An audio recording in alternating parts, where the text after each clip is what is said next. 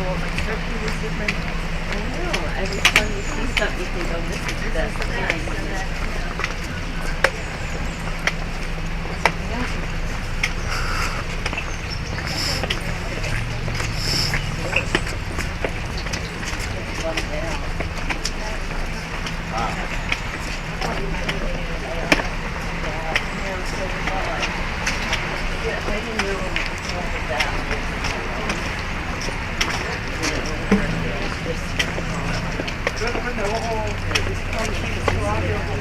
Combination.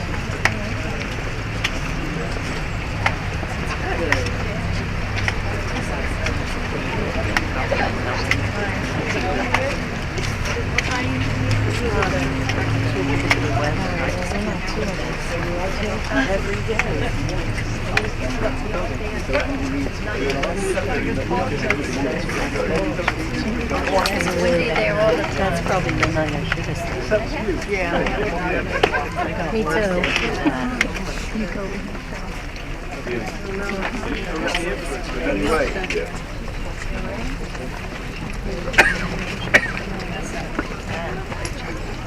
Car company. There's a car company.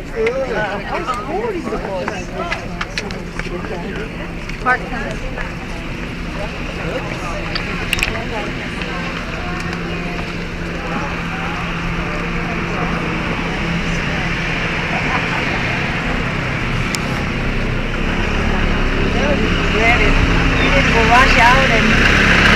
This is what I meant when I told you that the vehicles are now passing. Ladies and gentlemen, this is one of the 10 gates of the medieval town. It's called the d'Amboise Gate. D'Amboise was a grand master. Please follow me here on this side. Here we will discuss about the fortification. The fortification of Rhodes was the strongest, among the strongest in the whole Mediterranean. The outer wall over there, imagine the park not existing. It was added by the Italians. The outer wall, the inner wall, the moat. Unlike most European cities, the moat of Rhodes was never full of water. It was always dry. Not because of the fact that we are in an elevated area. The reason was that it was designed to be dry, meant to be dry, meant to be a death trap. Imagine the intruders entering this way, being the moat dry, the defenders that were up here easily kicked them out, or in most cases killed them. This place was never taken by battle. Never, ever, ever. We will discuss about the sequence in a couple of minutes in front of the palace. Now, the significant powers is flanking the gate. Guards were placed up here, and the gate was closing. The angel is holding two coat of arms. What were the coat of arms? They were medieval identities. Placed outside buildings, outside houses, showing who owned the place. When they were placed outside public buildings, who paid for the place, who was the donor, the sponsor. The cross is the coat of arms, is the symbol of the knights, the crusader. The other one is the one of the sponsor, of the donor. His name is also written down there. d'Amboise, he was French. The year is 1512, 506 years ago. The wooden gates is medieval. The metal revetment dates from the early 1700s. Sorry. You just have to wander in here.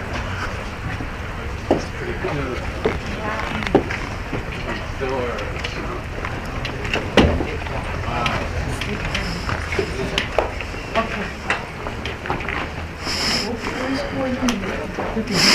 Gordon. He's in the back. Well. Yes, sir.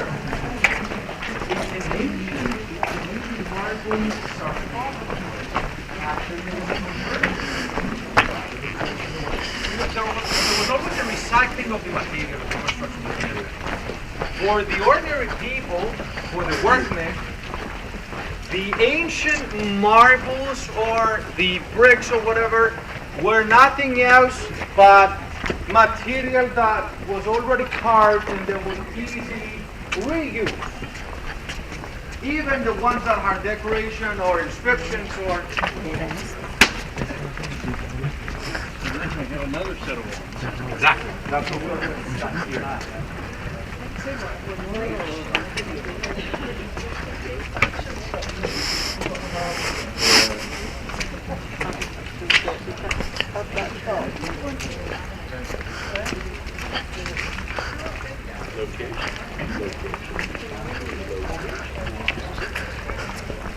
So we'll carry on and we'll enter the actual city. We are still in the fortifications and outside the city.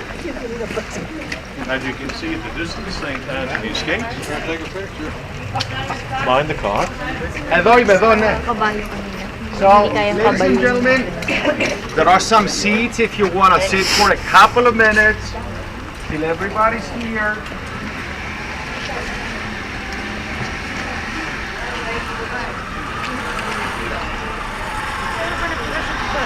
Kaya pa kumotilyo. Geneva Park, yes. Many horses. Yan, Bob, yun ang nagsabaw. Taxi. Ladies and gentlemen, a gentleman perfectly observed that we passed from another set of walls. There was a second moat over there. And right behind me, there's a third, a smaller one, more like a dip. Why do we have such a strong fortification here, particularly here? The reason, the huge building which is behind me, which is the Palace of the Grand Masters, the administrative center. The Palace of the Grand Masters dates from the 1300s, 1310, 1311. It has a huge inner court. In case of an emergency, in case of an invasion, the whole population was seeking shelter inside the palace. If the palace was taken, not only the city, but the whole island was taken. The basement and the ground floor date from the 1300s. They were restored in the 1930s. The palace was destroyed in the 1800s. How was the palace destroyed? Stay tuned in a couple of minutes in front of the facade.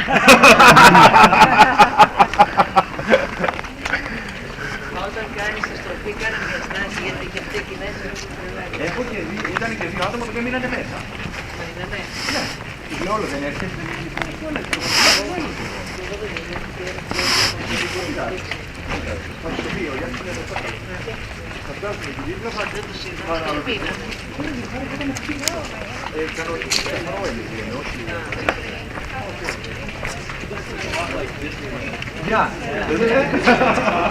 Well, this is the real thing. Ladies and gentlemen, only a 10%, 8 to 10% of this is not original. The walls of the fortification date from the 1400s, and only a small part of the fortification was destroyed in World War II by the bombings.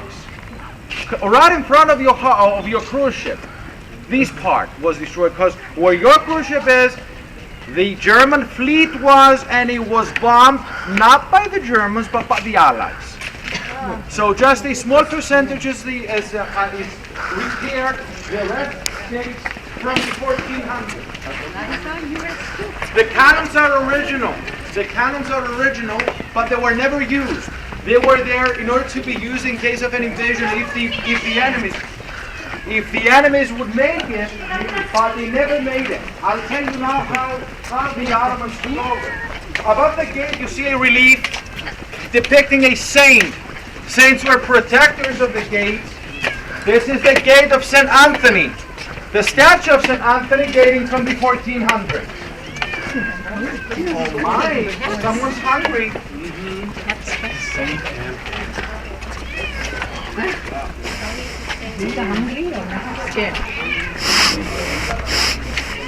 He doesn't want to put. The picture you eating food.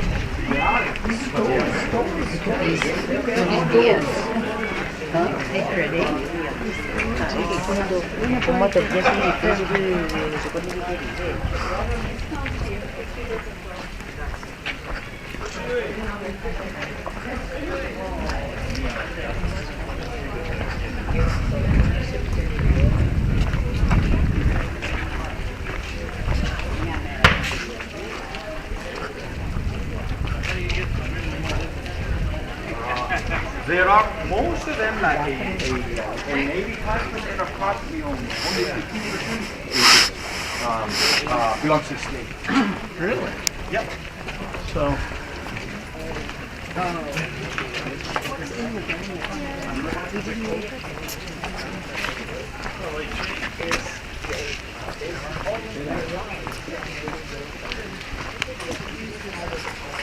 Good stuff. While you were taking pictures, I'll be telling you about the palace.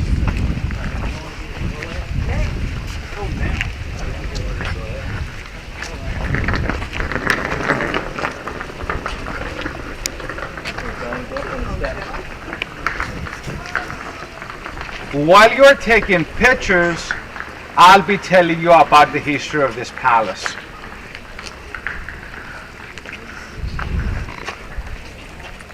The Palace of the Grand Masters is huge, 154 rooms.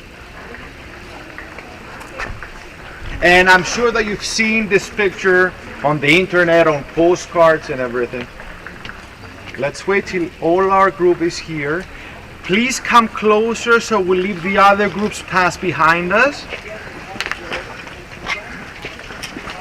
And we found the proper spot for pictures and for the explanations. I cannot see Vasily. Oh, Vasiliki is there. And you can also take a seat if you want for those 3 or 4 minutes. Ladies and gentlemen, the city of Rhodes was under siege twice in the Middle Ages. First time, 1480. Muhammad the Conqueror, the Sultan of the Turks that occupied Constantinople and it became Istanbul, attacks Rhodes. The siege lasted for 1 year. He didn't manage to occupy it. The fortification was strong. The locals fought very hard.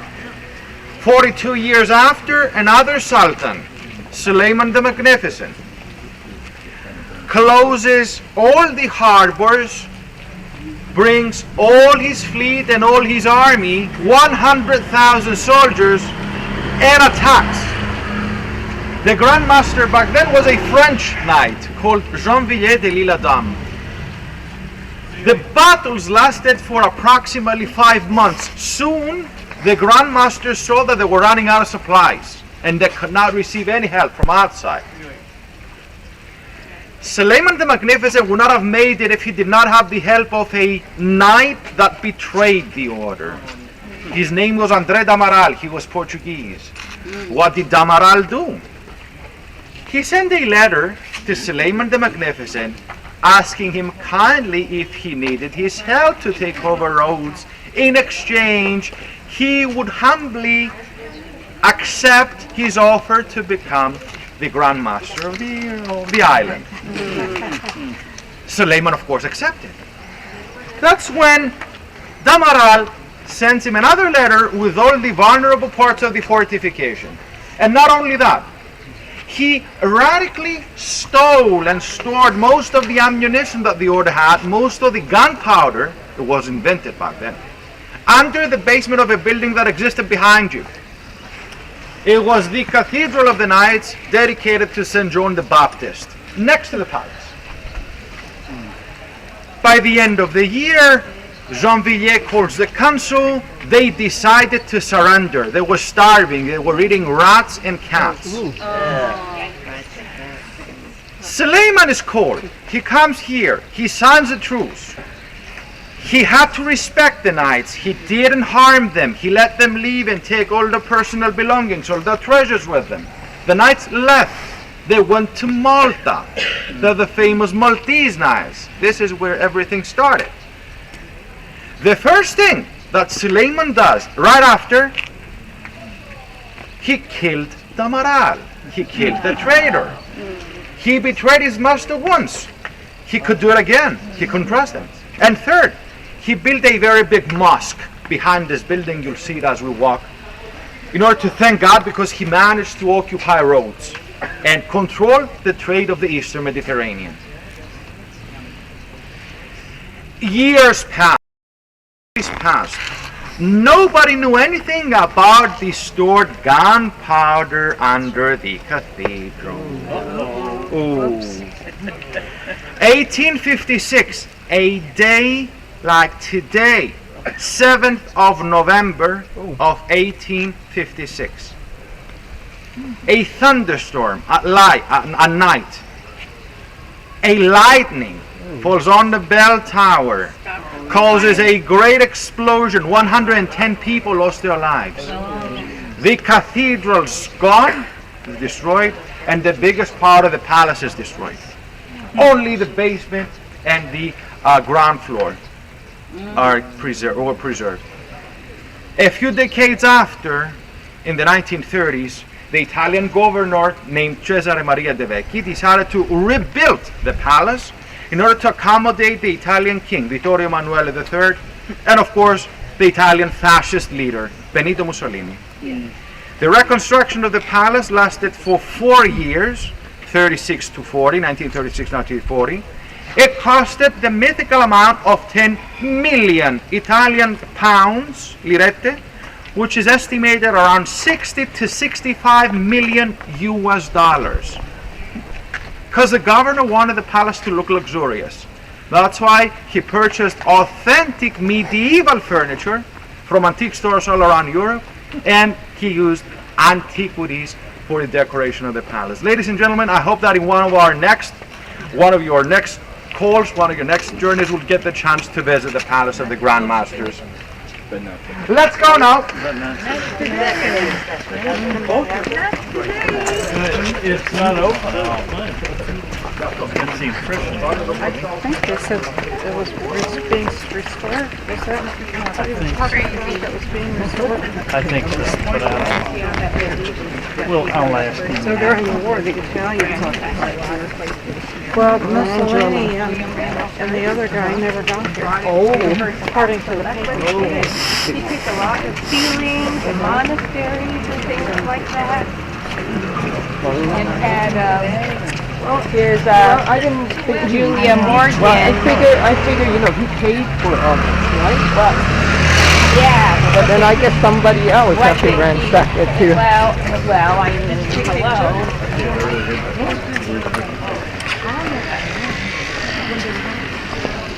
I mean, he took them from the, Watch your steps here, it is very slippery. Watch your steps, it's slippery. The Street of the Knights is slippery, ladies and gentlemen. Watch your This is the steps, Street of the Knights, which is the best preserved medieval street in Europe. All those buildings belong to the state. There is no private property. All of them are offices of governmental institutions like the Archaeological Service.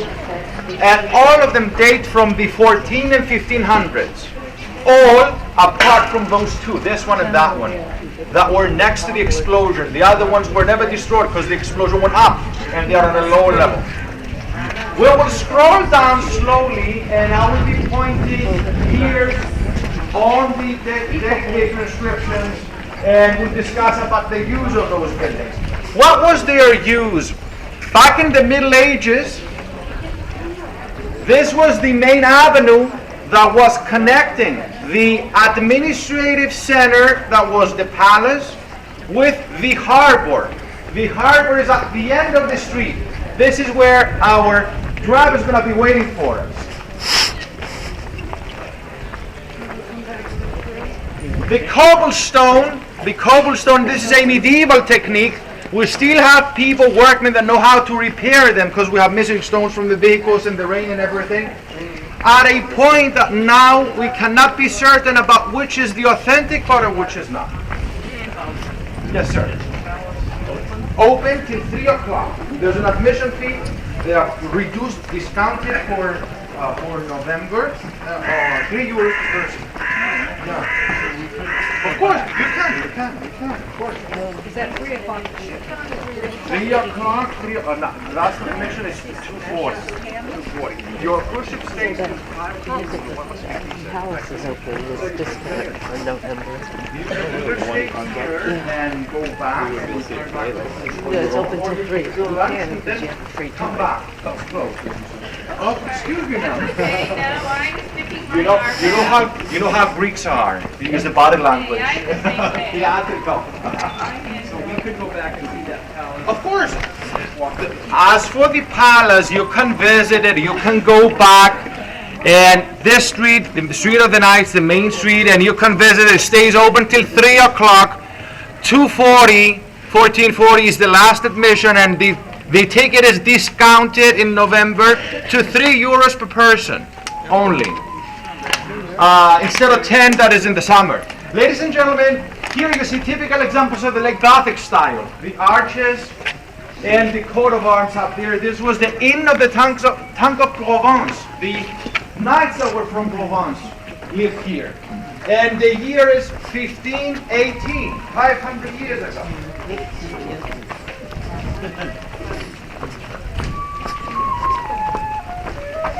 A labyrinth of beautiful streets.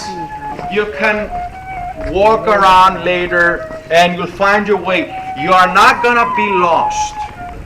The way to return back to the harbor, follow the route of the water. All the streets that lead you downhill lead you to one of the 4 gates of the harbor. So it's gonna be very easy for you to return. Even if you do not find I know that right here, maybe because you don't have to.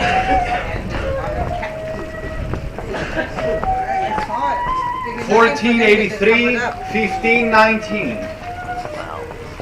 This was the chaplain's house, the owner of the church, which is next door, a chapel dedicated to the Holy Trinity, 1400s. You see the statue of the Mother of God.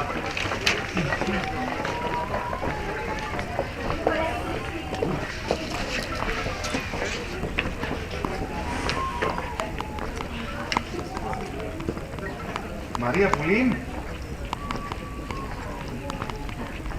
Κοίταξε. Ναι.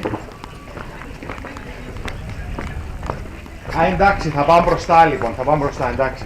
Σε ευχαριστώ αγάπη μου. Έλα φιλάκια.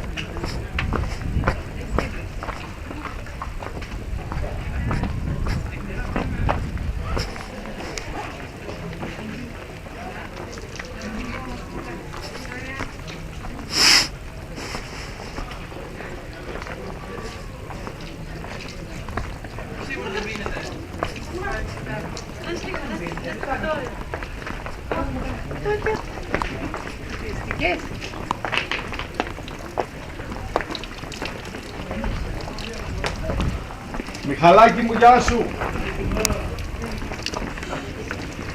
Now, offices of architects working for the state, the archaeological service.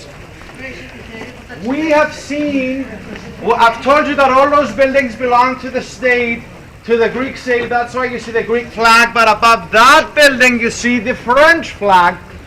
The reason is that this was the inn of the Tank of France, but it's stated still the French consulate of Rhodes.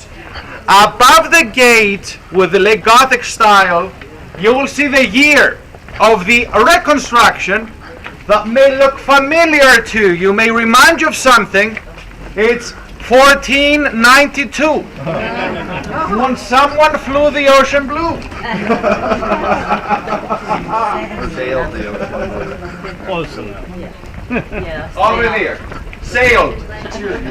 Sailed the ocean blue.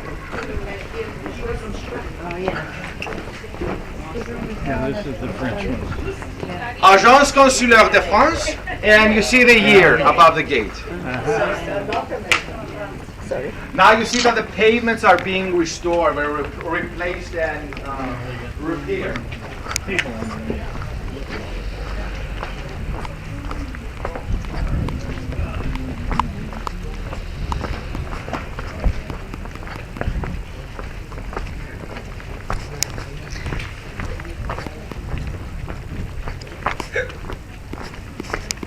Hello. Temple, yes. How is the ship? Somebody come down.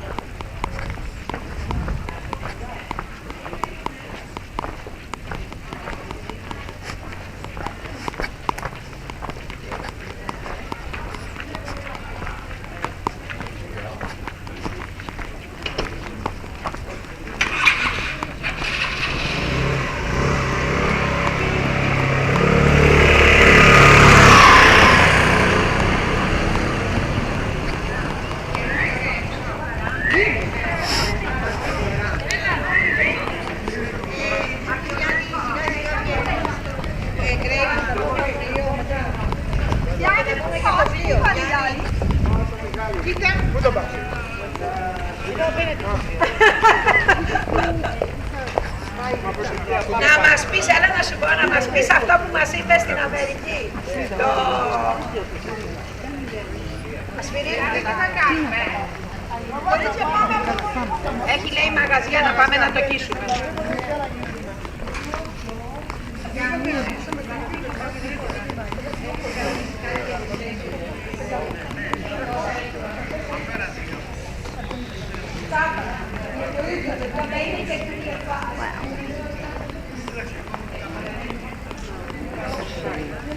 Ma'am. Yeah. Waiting for it.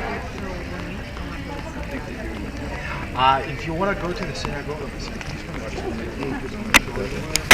you will stay, or you're going to return after you go back. Okay, I'll show you when we'll be on the coach how you're going to go to the synagogue. Ladies and gentlemen, we'll wait for for all the group, and then I'll tell you some very important things concerning your return back, and if you want to go for shopping or whatever. And I'll tell you a few things about those buildings that exist in this square. In this square, we see this big building that covers a whole block. It is the hospital of the Knights. We said that the Knights were the hospitalers. So in each place that they were going, they were building a hospital. Its construction started in 1440 and lasted for 48 years. It became a hospital in 1488, an administrative building, and since 1914, 104 years now, the Archaeological Museum of Rhodes, with finds from prehistory till the Middle Ages. The significance of this building, it is preserved intact. Even most of the ceilings or the floors date from the 1400s. If you want to visit the Archaeological Museum later on your free time, it will stay open the same till 3 o'clock, and it has an admission fee of €4 per person, discounted for November. Usually it's 14. Now, ladies and gentlemen, and this is the Orthodox Cathedral there. 11th century, restored in the 14th, and a mosque after the 16th century. Now it's a small Byzantine museum. Ladies and gentlemen, this is where our tour ends. Now, Yanis is waiting for us outside in order to take us back to the cruise ship. If you return, later that you'll return, you'll see the way, and it will be very easy for you to come here and go to the palace or to the museum. The commercial area where the shops and everything are this way, closer to the harbor, and the synagogue the same. Any questions before we leave, or shall we? Let's go, ladies and gentlemen.